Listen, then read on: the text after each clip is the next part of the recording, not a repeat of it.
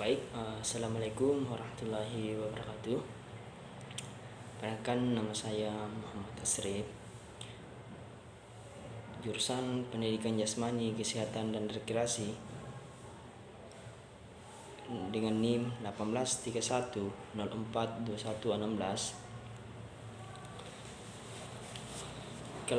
Kelas H. Baik, dalam kesempatan kali ini saya akan mempresentasikan hasil PowerPoint saya mata kuliah metodologi penelitian. Adapun materi yang saya akan bawakan yaitu rancangan penelitian, eksperimen dan non-eksperimen. Baik, desain penelitian atau rancangan penelitian. Desain penelitian atau rancangan penelitian adalah rencana dan struktur penyelidikan yang disusun demikian rupa sehingga penelitian akan dapat memperoleh jawaban untuk pertanyaan-pertanyaan penelitiannya. Rancangan itu merupakan suatu skema menyeluruh yang mencakup program penelitian. Desain penelitian dibuat untuk menjadi peneliti mampu menjawab pertanyaan penelitian dan sevalid, subjektif, secepat dan sehemat mungkin. Rancangan penelitian adalah sebagai model pendekatan penelitian yang sekaligus juga merupakan rancangan analisis data. Di samping itu, dengan adanya rancangan penelitian, penentuan sampel sudah diberi arah oleh rancangan penelitian. Dalam mempelajari metodologi penelitian, sering sulit dibedakan pengertian antara jenis penelitian dan desain penelitian. Beberapa kalangan akademis menyepakati bahwa jenis penelitian terbagi menjadi dua kelompok besar, yaitu penelitian kuantitatif dan penelitian kualitatif. Sementara untuk jenis kuantitatif dalam riset kesehatan masyarakat, desain penelitian terbagi menjadi dua jenis, yaitu eksperimen dan non-eksperimen. Bila digambarkan adalah sebagian berikut.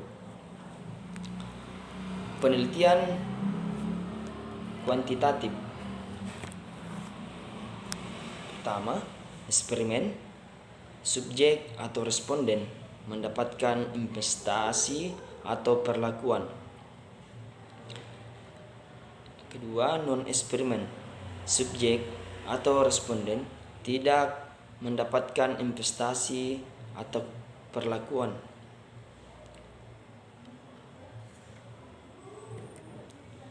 Dari gambar 1, pada dasarnya penelitian kuantitatif terdiri dari dua desain utama. Jika dilihat dari pemberian investasi 1, terdapat respon atau subjek penelitian. Jika subjek penelitian diberikan investasi oleh penelitian, maka penelitian tersebut termasuk dalam desain eksperimen atau eksperimen desain. Jika tidak mendapat intervensi, maka termasuk desain non-eksperimen atau non-eksperimen desain.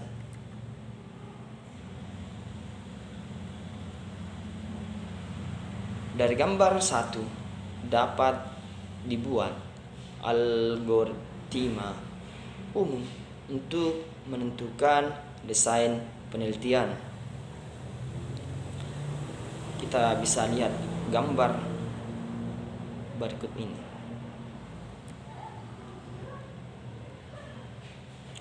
Gambar 2 memberikan arah bahwa dalam menentukan desain penelitian, pertanyaan pertama yang diajukan adalah apakah responden atau sampel akan diberikan intervensi oleh peneliti. Jika tidak, dalam intervensi maka termasuk desain non-eksperimen atau observasi. Pada desain non-eksperimen, pertanyaan selanjutnya, apakah tujuan penelitian berupaya mencari hubungan antara variabel? Jika tidak mencari hubungan, maka desain yang dipilih adalah studi deskriptif. Namun, jika tujuannya mencari hubungan, pertanyaan selanjutnya adalah apakah sampel atau respon sebagai satu kelompok. Jika benar satu kelompok, maka termasuk dalam desain studi korelasi. Jika bukan satu kelompok, maka termasuk dalam desain deskriptif. Desain eksperimen. Penelitian eksperimen dapat diartikan sebagai penelitian yang di dalamnya melibatkan manipulasi terhadap kondisi subjek dan yang diteliti, disertai upaya kontrol yang ketat terhadap faktor-faktor luar, serta melibatkan subjek, perbandingan atau metode ilmiah yang sistematis yang dilakukan untuk membangun hubungan yang melibatkan fenomena sebab akibat. Metode penelitian eksperimen merupakan metode penelitian yang dapat menguji secara benar hipotesis menyangkut hubungan kausal atau sebab akibat. Dalam studi eksperimen, penelitian memanipulasi paling sedikit satu variabel, mengontrol variabel lainnya yang relevan, dan mengobservasi efek atau pengaruh terhadap satu atau lebih subjek yang memperoleh perlakuan mana. Manipulasi variabel bebas merupakan salah satu karakteristik yang membedakan penelitian eksperimen dengan model penelitian lain. Variabel bebas juga diacu sebagai variabel eksperimen. Variabel membuat suatu perbedaan dalam penelitian pendidikan variabel yang bisa dimanipulasi termasuk metode pengajaran, jenis penguatan, pengaturan lingkungan belajar, jenis mata atau materi belajar, dan ukuran kelompok belajar. Variabel terikat juga diacu sebagai variabel kriteria atau variabel pengaruh dari hasil studi. Perubahan atau perbedaan dalam kelompok dipercaya sebagai suatu hasil manipulasi variabel bebas. Adapun ciri-ciri penelitian eksperimen. Yang pertama, adanya variabel bebas yang dimanipulasi. Memanipulasi variabel berarti tindakan atau perlakuan yang memanipulasi variabel atau seorang peneliti atas dasar pertimbangan ilmiah yang dapat dipertanggungjawabkan secara terbuka guna memperoleh perbedaan efek dan variabel terikat. 2. Adanya pengendalian terhadap semua variabel kecuali variabel bebas. Mengontrol variabel merupakan usaha peneliti untuk memindah pengaruh variabel lainnya pada variabel terikat yang mungkin mempengaruhi penampilan variabel tersebut. Kegiatan ini merupakan hal terpenting dalam penelitian eksperimen karena tanpa melakukan kontrol secara sistematis, seorang peneliti tidak mungkin dapat melakukan evaluasi dengan melakukan pengukuran secara cermat terhadap variabel terikat. Kontrol ini dimasukkan untuk mempermudah seorang peneliti dalam memilah beberapa anggota variabel dan membantu juga untuk eksperimen memuat dua kontrol yang bisa digunakan, yaitu asumsi pertama dan asumsi kedua. Asumsi pertama berlaku jika dua situasi sama dalam setiap hal kecuali faktor yang ditambahkan atau dihilangkan dari salah satu situasi tersebut. Maka tiap perbedaan yang timbul antara dua situasi dapat diatribusikan kepada faktor lain. Hukum variabel yang berlaku adalah variabel tunggal. Asumsi kedua berlaku jika dua situasi tidak sama, tapi dapat ditunjukkan bahwa tak ada satupun dari variabelnya signifikan dalam menimbulkan peristiwa yang sedang diteliti, atau jika variabelnya dibuat sama, perbedaan yang terjadi diberikan satu variabel baru. Hukum variabel yang berlaku adalah hukum variabel satu-satunya. Selanjutnya, ada 5 prosedur dasar yang biasanya dipakai untuk meningkatkan kesamaan antara kelompok yang dikenal berbagi situasi eksperimen, yaitu yang pertama, random assessment atau penempatan secara acak. Yang kedua, randomized matching atau pasangan yang dibuat secara acak. Yang ketiga, homogeneous selection atau pemilikan homogen. Yang keempat, analisis kovarian. Dan yang terakhir, penggunaan para subjek sebagai kontrol. Sujana 2010.223.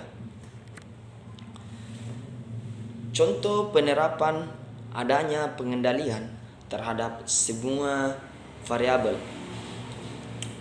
kecuali variabel bebas adalah gambaran unsur-unsur pokok dalam penelitian eksperimen ini dicontohkan dalam Sujana 2010.220. Sebuah eksperimen tentang pengaruh penggunaan media grafis terhadap kemampuan memahami materi pelajaran bahasa atau eksperimen pada murid kelas 7 SMP X. Bagian A, variabel bebas. Penggunaan media grafis dilakukan oleh guru atau penelitian pada waktu mengajar mata pelajaran bahasa. Misalnya, gambar, bayangan, grafik, diagram, dan lain-lain. Bagian B, variabel terikat. Kemampuan siswa dalam memahami mata pelajaran bahasa yang diberikan guru. Variabel ini diukur setelah penggunaan media grafis selesai diterapkan dalam satu waktu tertentu. Bagian C, hipotesis penelitian. Pemahaman materi pelajaran bahasa pada siswa kelas 7 SMP yang diajar dengan menggunakan media grafis lebih tinggi daripada siswa yang diajar tanpa media grafis. Bagian D, sampel siswa kelas 7 SMP. Bagian E, kontrol. Kontrol dilakukan dengan cara membagi siswa kelas 7 SMP menjadi 2 kelas. Satu kelas diajar dengan menggunakan media grafis, satu kelas diajar tanpa menggunakan media grafis. Bahan pelajaran, waktu pelajaran, guru yang mengajar dibuat sama. Selanjutnya bagian F, prosedur. Eksperimen ini menggunakan suatu random design yang sederhana dengan 2 kelompok perlakuan. Kelompok 1 mendapatkan pelajaran dari guru yang menggunakan media grafis, sedangkan kelompok 2 mendapatkan pelajaran dari guru tanpa menggunakan media grafis. Cukup dengan penjelasan guru seperti biasanya. Bagian G, hasil uji. Hasil uji digunakan untuk melihat signifikasi perbedaan hasil tes siswa dari kedua kelas tersebut. Hasil menunjukkan adanya perbedaan dalam pemahaman bahasa. Rata-rata pemahaman siswa kelompok 1 lebih tinggi dan berbeda secara signifikan pada taraf 0,05 daripada rata-rata siswa kelompok 2. Bagian H, kesimpulannya, hipotesis penelitian diterima. Selanjutnya, adanya pengamatan terhadap efek atau pengaruh terhadap variabel. Untuk mengetahui apakah ada pengaruh manipulasi variabel bebas terhadap variabel terikat dalam suatu penelitian eksperimental, pengamatan perlu dilakukan. Pengamatan dilakukan pada ciri-ciri tingkah laku subjek yang diteliti. Contoh, bila penelitian melakukan eksperimen untuk mengetahui apakah metode tertentu mempunyai pengaruh terhadap prestasi belajar bahasa Indonesia, maka setelah pelaksanaan perlakuan dilakukan pengukuran pada prestasi dan kelompok kontrol dengan menggunakan tes. Hasil tes kemudian dibandingkan untuk mengetahui apakah terdapat perbedaan yang signifikan.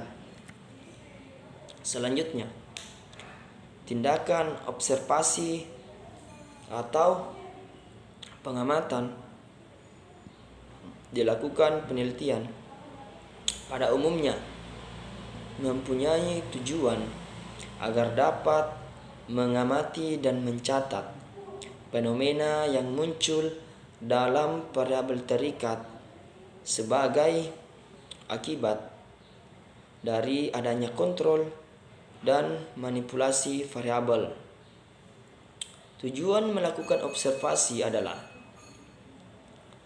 untuk melihat dan mencatat fenomena yang muncul yang memungkinkan terjadinya perbedaan di antara kedua kelompok berdasarkan karakteristik tersebut.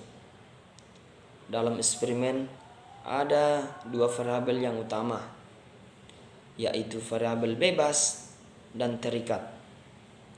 Variabel bebas sengaja dimanipulasi oleh peneliti,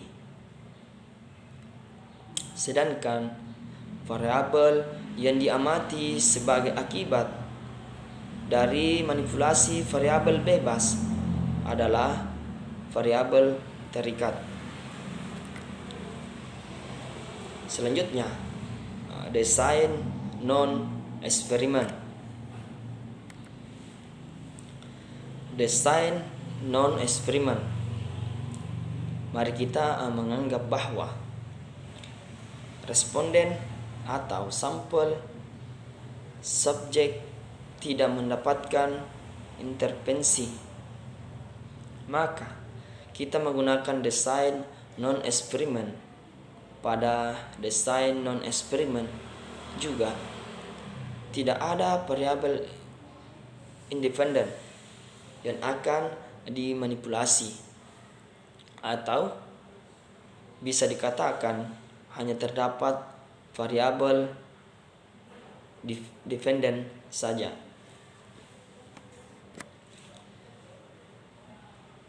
Adapun ciri-ciri utama desain non-eksperimental antara lain: bagian A, studi dijalankan dalam kondisi yang normal atau senatural mungkin dan fenomenal yang muncul diobservasi apa adanya.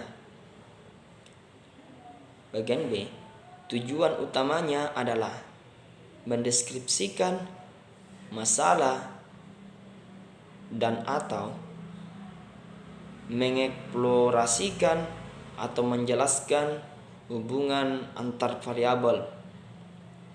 Bagian C, lemah dalam menjelaskan hubungan sebab-sebab akibat karena tidak adanya intervensi terhadap subjek penelitian. Selanjutnya, bagian D, dapat digunakan untuk mengembangkan pengetahuan dalam kondisi tidak memungkinkan dilakukan eksperimen, seperti adanya masalah etik penelitian dan sulit atau tidak mungkin dilakukan intervensi.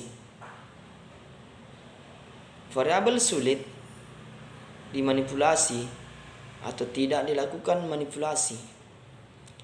Ada masalah etika penelitian, misalnya rasa sakit, dukungan sosial, ketakutan,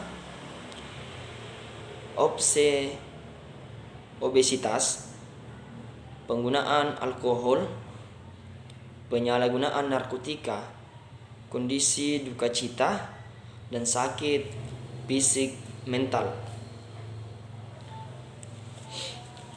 Bagian E, untuk menjamin validitas penelitian agar mendekati eksperimen, maka penelitian dapat mempertimbangkan variabel tambahan. 1. Desain deskriptif.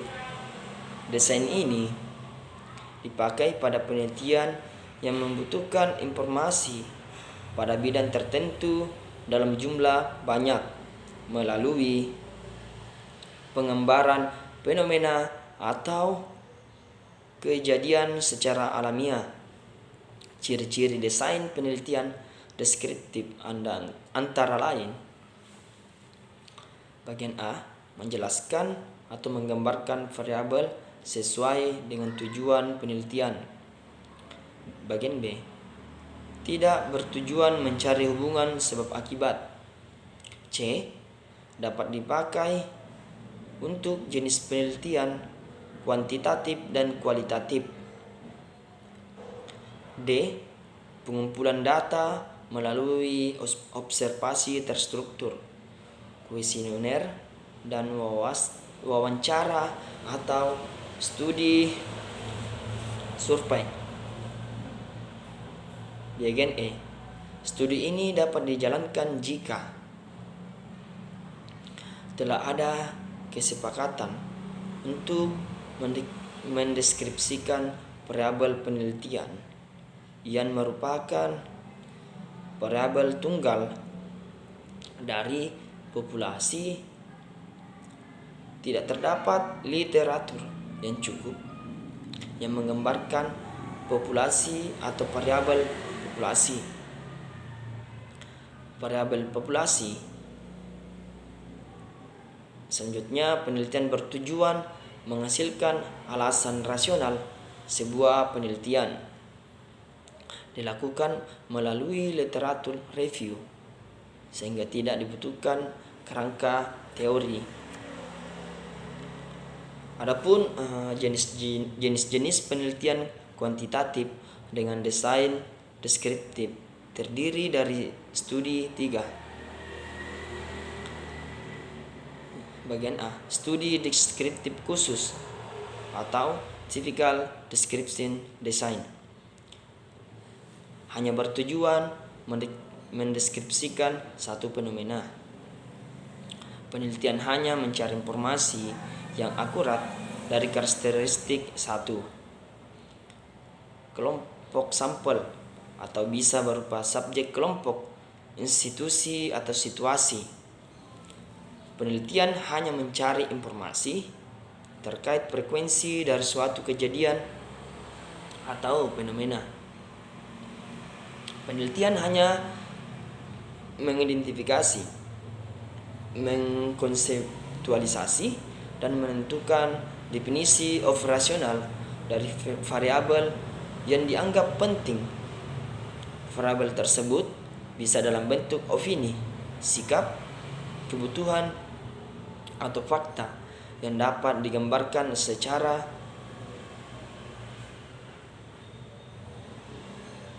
komprehensif atau penelitian.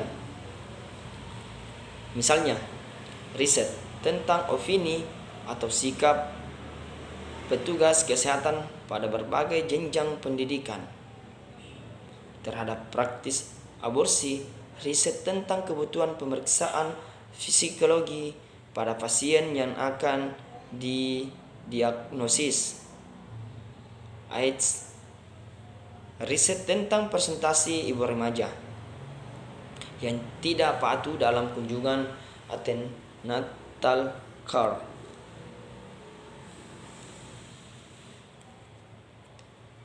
Kita bisa lihat gambar 3. Contoh ini adalah salah satu contoh penelitian dengan desain deskriptif tentang penggunaan dana desa tahun anggaran 2020 untuk pada masa pandemi COVID-19 di Kabupaten Sumbawa.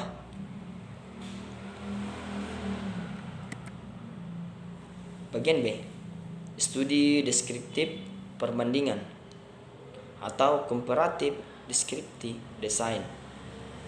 Dirancang untuk menggambarkan variabel dengan membandingkan antara dua atau lebih kelompok untuk melihat perbedaannya. Perbedaan kelompok dihitung dengan analisis statistik deskriptif dan inferensial. Misalnya, penelitian tentang tingkat kepatuhan penggunaan masker selama pandemi COVID-19 antara penduduk jenis kelamin pria dengan wanita. Penelitian menganalisis perbedaan kelompok pria dan wanita yang tidak patuh memakai APD. Bagian C. Situasi deskriptif yang mempertimbangkan waktu atau descriptive design with a time dimension. Dirancang untuk menggambarkan perubahan variabel yang diamati tiap waktu menggunakan analisis longitudinal. Jadi bukan hanya status dan interrelasi antar masalah, namun juga perubahannya dalam perspektif waktu. Misalnya resait tentang perkembangan janin pada ibu hamil. Kita bisa lihat contoh gambar 4, contoh studi longitudinal untuk penelitian perkembangan pada 1000 anak usia 8 tahun dan 2000 anak usia 1 tahun selama 14 tahun di negara Peru. Selama penelitian dilakukan 5 putaran untuk melakukan survei rumah tangga dan anak. Pengumpulan data kualitatif dilakukan 4 kali. 2. Desain korelasional. Disebut juga desain ex post factor atau after the fact. Tujuan utama adalah mendeskripsikan hubungan antara variabel yang ada dan menentukan hubungan antara variabel independen dan dependen. Ciri-ciri desain korelasi antara lain. Bagian A. Tidak dapat manipulasi terhadap variabel independen karena variasi dependen atau masalah yang diamati dianggap sudah menjadi, sehingga disebut ex post factor atau after the factor. Bagian B. Hubungan antara variabel yang diperoleh tidak mengidentifikasi sebab akibat, namun menandakan jika terdapat perubahan pada suatu variabel akan menyebabkan perubahan pada variabel lain. Namun, kondisi ini dapat dijadikan sebagai indikator awal dalam menentukan hubungan sebab akibat. Selanjutnya, dilihat dari perspektif waktu pengumpulan data. Desain korelasi terbagi 3, yaitu yang pertama, desain potong lintang atau cross sectional design. Jika masalah penelitian atau variabel dependen dan variabel independen diamati pada suatu titik waktu saat ini, misalnya dalam penelitian hubungan antar usia dengan berat badan, pengukuran kedua variabel dilakukan di satu waktu penelitian saja. Yang kedua, desain retrospektif. Jika penelitian menentukan kasus atau masalah di awal, kemudian faktor penyebab atau risiko ditelusuri ke masalah lalu. Misalnya pada penelitian kasus kecacatan bayi akibat obat thalidomid tahun 1960, penelitian menelusuri faktor penyebab variabel independen, yaitu dosis obat thalidomid pada periode sebelum tahun 1960. Yang ketiga, desain prospektif atau prospektif desain. Jika penelitian menentukan sampel atau populasi yang akan diteliti, saat ini kemudian mengikutinya atau follow up untuk mengukur indikator atau ukuran sebagai variabel dependen selama periode waktu tertentu. Misalnya penelitian dampak kesakitan dan kegagalan fungsi tubuh yang disebabkan penyakit artritis dengan kualitas hidup seorang. Pada desain ini, penelitian memiliki sampel atau populasi lalu menentukan tingkat kesakitan dan gangguan fungsi tubuhnya. Kemudian sampel atau populasi terpilih diikuti untuk mengukur kualitas hidup mereka. Mungkin itulah yang bisa saya sampaikan. Kurang lebihnya mohon dimaafkan. Sekian dan terima kasih. Wabillahi taufiq wal hidayah.